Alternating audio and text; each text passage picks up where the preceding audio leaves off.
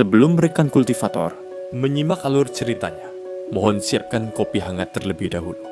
oke tanpa lama-lama, lanjut alur ceritanya. Akulah yang menguasai kematian.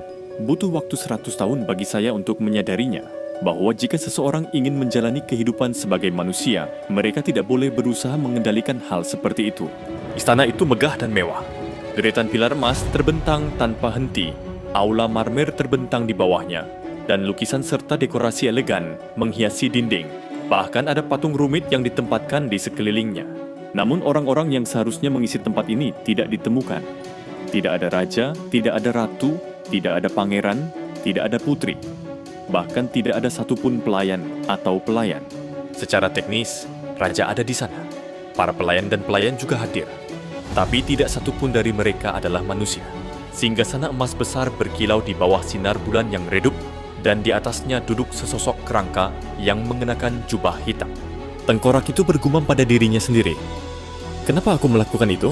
Ucapan singkat itu diikuti dengan helaan napas panjang. Kenapa aku... Bahu kerangka itu merosot setelah menghela nafas, dan senyuman hampa muncul di wajahnya. Tapi itu bukanlah senyuman yang biasa ditemukan pada manusia, melainkan senyuman tengkorak. Tanpa seorang pun di sana yang mendengar, kerangka itu, Raja Kematian, Karnak, melanjutkan monolognya sambil tanpa sadar mengangkat satu tangan. Tidak, bukannya aku tidak tahu kenapa. Aku benar-benar tidak punya pilihan. Aura biru samar berkumpul di jari-jarinya yang kurus, membentuk-bentuk tangan manusia. Ini adalah tangan yang mampu membelah lautan dan mengguncang langit hanya dengan satu lambaian tangan. Bahkan tengkoraknya mulai berbentuk wajah manusia, pucat dan biru, saat dia menghela nafas sekali lagi. Sudah 70 tahun aku berakhir seperti ini. Wah, waktu pasti cepat berlalu, komentarnya. Raja Kematian bersandar di singgasananya sebelum memberikan senyuman hampa lagi. Meski terkadang rasanya seperti berjalan cepat. Sekitar 100 tahun yang lalu Karnak pertama kali menemukan nekromansi, seni terlarang dari seni terlarang.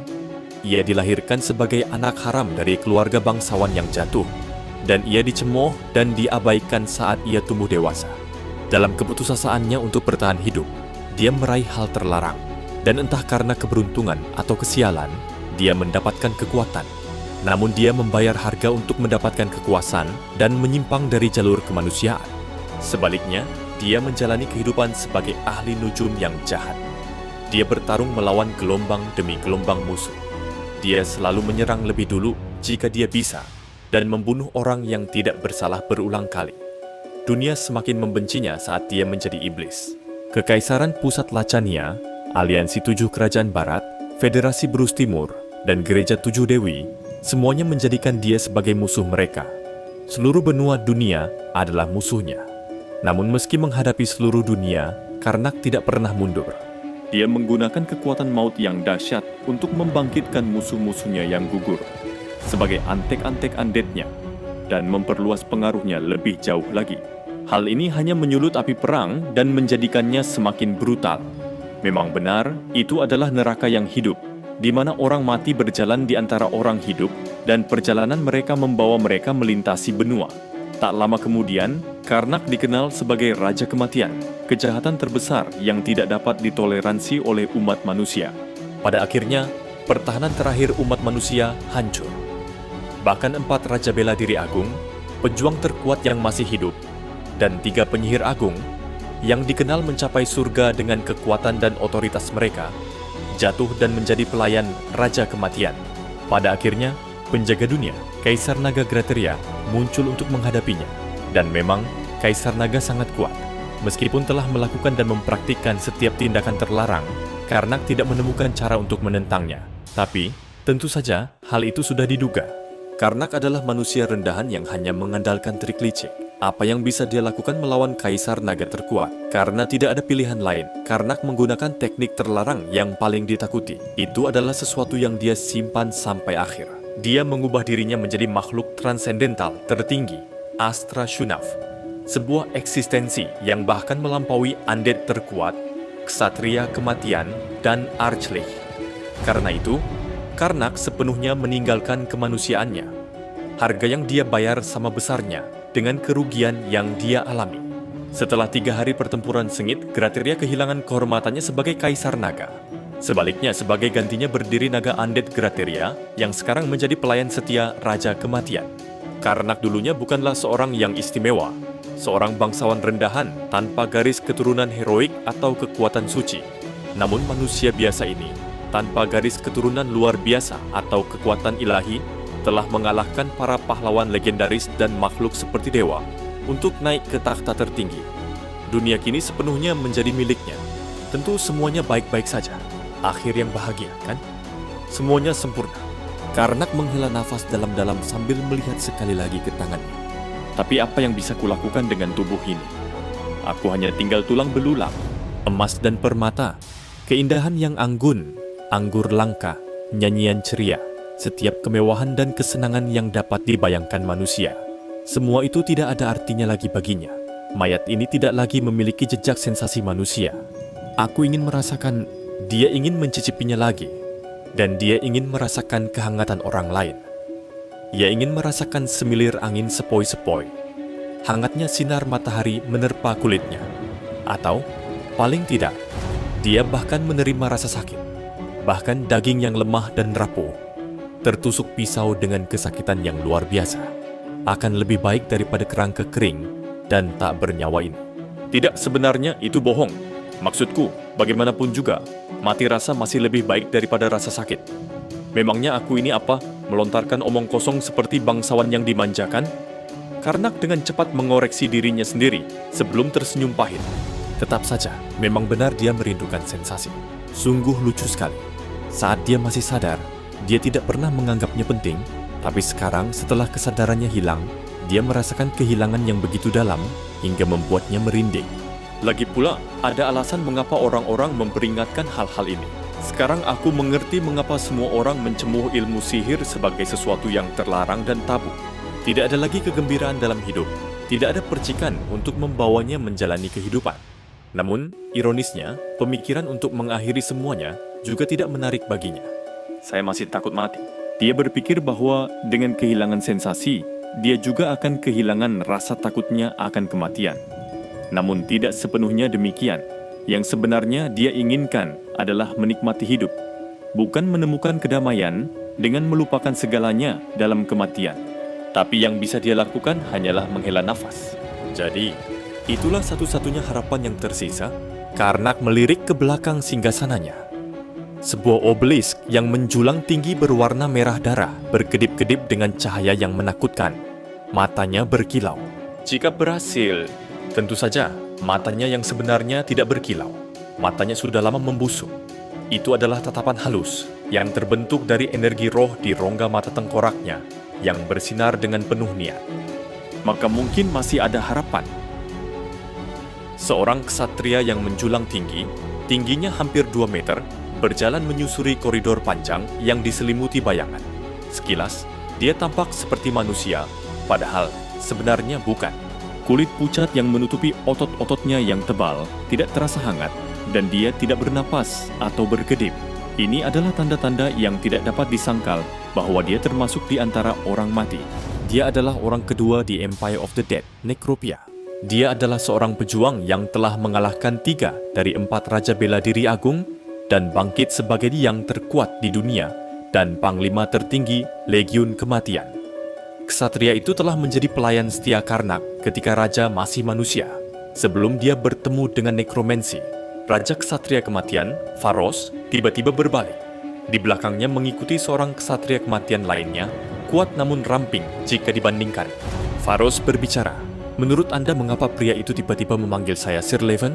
Ksatria Kematian, Leven menjawab dengan sopan. "Bagaimana saya bisa memahami niatnya yang mendalam, Tuan Pharos?" Pharos tersenyum masam. "Itu kalimat yang sama seperti biasanya. Keadaanmu benar-benar lebih baik ketika kamu masih hidup." Leven Strauss, yang pernah menjadi salah satu dari 4 Raja Bela Diri Agung dan puncak dari semua pendekar pedang, sekali lagi membungkuk hormat. Semuanya terjadi sesuai keinginannya. "Yah, menurutku kamu bukan lagi orang yang sama," kata Pharos sebelum meninggalkan Leven dan melanjutkan langkahnya. Akhirnya, dia sampai di pintu masuk aula besar. Dia masuk sebelum berlutut dan berkata dengan nada hormat, "Kepada penguasa semua orang mati, penguasa hidup dan mati, penakluk benua, Raja Kematian yang agung, Karnak, tapi kerangka di atas takhta dengan cepat mengusirnya. Oh, cukup. Apa? Maksudmu aku tidak boleh bersikap formal? Faros mendongak kaget. Karnak dengan dagu di tangan menggerutu, apa gunanya semua itu? Adakah yang berani tidak menghormati saya jika saya tidak menjaga formalitas? Mereka yang memiliki kekuasaan absolut seringkali tidak begitu peduli pada kesopanan. Bagaimanapun, mereka bisa menerapkan etiket di tempat jika perlu. Tetap saja, Faros tetap mempertahankan formalitas, karena bahkan undead Necropia yang setia kepada Karnak tetap memiliki pengaruh dari kebiasaan hidup mereka. Meskipun Karnak mempunyai kekuatan untuk menegakkan etiket secara instan, lebih mudah untuk tidak menciptakan kebutuhan untuk melakukan hal seperti itu sejak awal. Tapi sekarang dia menyuruhku untuk membatalkan formalitas, pikir Faros. Ini menyiratkan bahwa tidak ada lagi kebutuhan untuk memerintahkan undead. Tunggu, mungkinkah? Faros menggunakan gelar familiar yang dia panggil Karnak sejak masa manusia. Apakah kamu berhasil, Tuan Muda? Karnak mengangkat bahu sambil tersenyum penuh kemenangan. Ya, menurutku itu berhasil. Menakjubkan, tatapan Faros beralih ke obelisk berwarna merah darah yang menjulang tinggi di belakang singgasana. Melihatnya dengan skeptis, dia bertanya, apakah kali ini benar-benar berhasil? Bukankah semua usahamu gagal sampai sekarang? Karnak tidak selalu menyesali kehilangan tubuh fananya. Menaklukkan dunia dan mengendalikan segala sesuatu telah memberinya kepuasan luar biasa sebagai seorang penguasa. Masalahnya, kepuasan itu tidak bertahan lebih dari beberapa tahun. Apa artinya menaklukkan dunia dengan kekuatan absolut jika dia tidak bisa merasakan kesenangan? Inilah sebabnya mengapa undead tingkat tinggi seperti Lich seringkali mengembangkan kecenderungan yang sangat sadis. Mereka akan menyiksa orang lain untuk mendapatkan kepuasan yang sama atas penderitaan yang mereka timbulkan. Sayangnya, atau untungnya, Karnak tidak memiliki kecenderungan sadis. Rasa sakit orang lain hanyalah rasa sakit mereka. Bagaimana hal itu bisa membuat saya bahagia? Saya bukan seorang sosiopat, maniak yang tidak punya empati, katanya. Faros menyela, oh, benarkah? Itu mengejutkan mengingat semua yang telah kamu lakukan. Seperti yang kubilang, aku hanya berjuang untuk bertahan hidup. Aku yakin mereka yang mati di tanganmu akan merasa sangat terhibur. Time. Bagaimanapun, Karnak telah mencoba berbagai metode untuk mendapatkan kembali sensasinya. Upaya pertama adalah penguasaan bola. Jujur saja, dia tidak perlu hidup dalam tubuh fana sepanjang waktu. Dia hanya perlu merasakan sensasi, bila perlu, bukan. Jadi dia menangkap manusia yang masih hidup, menghapus jiwa mereka, dan berusaha menghuni tubuh mereka. Dan kamu masih mengaku bukan sosiopat, tidak mampu berempati dengan siapapun atau apapun. Tutup mulutmu, Faros. Sayangnya, usahanya gagal. Energi spiritual Karnak sebagai makhluk transenden tertinggi, Astra Shunaf, terlalu besar. Bahkan sebelum memiliki tubuh sepenuhnya, energinya akan menghancurkannya seluruhnya, bahkan dengan sedikit sentuhan pada jiwanya. Jadi tidak mungkin merasuki tubuh orang lain untuk sementara waktu. Hal ini membawanya ke rencana selanjutnya, reinkarnasi. Karnak dengan hati-hati memilih dan mengumpulkan bayi dengan tujuan menemukan tubuh yang paling sesuai dengan jiwanya. Dia kemudian akan menghuninya. Hal ini memberikan hasil yang lebih baik daripada sekedar penguasaan bola. Dia mampu memasukkan satu kaki ke dalam. Itu adalah kemajuan besar hanya dengan satu ujung jari. Tapi tentu saja, itu masih batasnya. Dia mencoba banyak metode lain. Mencuri sensasi orang lain, menjelajahi berbagai cara undead untuk mengejar kesenangan, semuanya sia-sia. Ada hantu yang mendapatkan kesenangan dari menyerap jiwa, dan vampir yang merasakan ekstasi melalui penghisapan darah.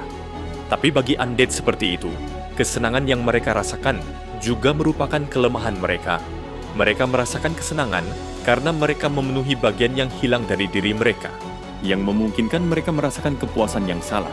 Namun sebagai makhluk transenden tertinggi, Karnak tidak memiliki kekurangan seperti itu. Tanpa ada yang hilang, tidak ada yang perlu diisi, dan tanpa apapun untuk diisi, tidak akan ada kesenangan. Keputusasaan menguasai dirinya. Apakah dia ditakdirkan untuk melanjutkan keberadaan tak bernyawa ini tanpa batas waktu? Apakah dia akan menjalani hidup tanpa kesenangan apapun? Saat dia menjalani kehidupan tanpa tujuan ini, sebuah pikiran tiba-tiba terlintas di benaknya. Alasan dia tidak bisa merasakan kesenangan manusia adalah karena dia bukan manusia lagi. Dan dia bukan lagi manusia karena dia telah menjadi makhluk transendental tertinggi. Jadi yang harus saya lakukan adalah berhenti menjadi Astra Shunaf ya.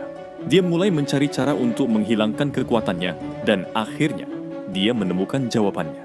Yang saya butuhkan hanyalah kembali ke masa ketika saya masih manusia. Kembali ke masa ketika dia bukan musuh dunia. Ketika dia bukan objek kebencian bagi semua makhluk hidup.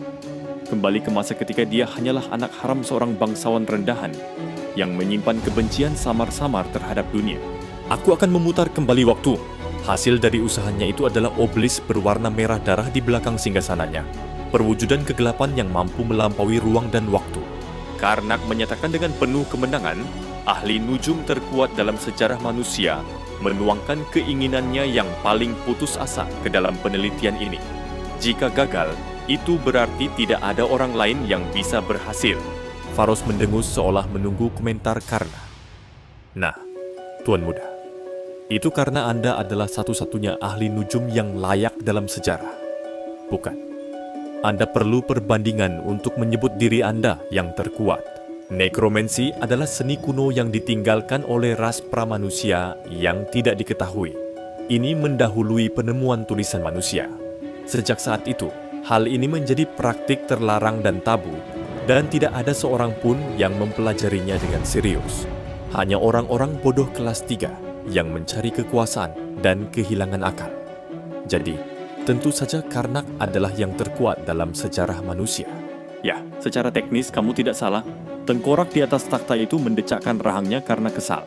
Faros, jika kamu bukan pelayan setiaku sejak kecil, aku pasti sudah memenggal kepalamu sekarang. Mengetahui itulah sebabnya aku begitu nakal. Memenggal kepalaku tidak akan membawa kedamaian bagimu. Bukan, Tuan Muda? Kamu selalu punya mulut, gumam Karnak sambil bangkit dari singgasananya dan mendekati obelisk berwarna merah darah. Pokoknya, ayo pergi Faros. Faros juga melangkah ke obelisk itu, mengamati permukaan merahnya sambil bertanya, kapan kita kembali? Kapan tepatnya kita akan kembali? Apakah kita mulai dari masa kanak-kanak lagi? Tidak seperti itu. Perlu ada kesinambungan. Karena sihir ini akan mengubah ruang dan waktu. Pasti ada hubungan serupa pada saat mereka tiba. Dengan sedikit nostalgia, Karnak melanjutkan, ini mungkin saat pertama saya menginjakan kaki di jalur nekromansi. Pertama kali saya merebut kekuatan kegelapan. Kalau begitu, apakah aku akan kembali ke masa ketika aku menjadi ksatria kematian? Garis waktu kita tidak persis sama, tahu? Kamu hanya ikut denganku, ingat? Kamu akan kembali ke timeline yang sama denganku. Benar. Masih terlihat skeptis. Faros memeriksa obelisk tersebut dan tiba-tiba bertanya, bagaimana jika ini gagal? Kalau begitu, kita tidak akan ada lagi. Tidak ada lagi sepertinya bukan sesuatu yang harus diucapkan begitu saja. Bukan begitu. Kenapa? Apakah kamu masih memiliki keterikatan dengan kehidupan ini? Faros tertawa hampa. Dia adalah orang kedua di kekaisaran yang mendominasi dunia. Dia memiliki tubuh abadi dengan kekuatan super. Apakah dia punya keterikatan pada hal-hal seperti itu? Tidak, aku tidak, jawab. Memang benar, dia juga tidak menemukan kesenangan dalam hidup ini. Tidak ada ruginya kalau begitu, kata Karnak. Dengan ekspresi tenang, Faros meletakkan tangannya di atas obelisk tersebut. Ayo pergi, Tuan Muda. Benar, Karnak juga meletakkan tangan kurusnya di obelisk itu. Obelisk berwarna merah darah mulai memancarkan kegelapan yang luar biasa. Ayo kembali ke masa ketika kita hidup sebagai manusia.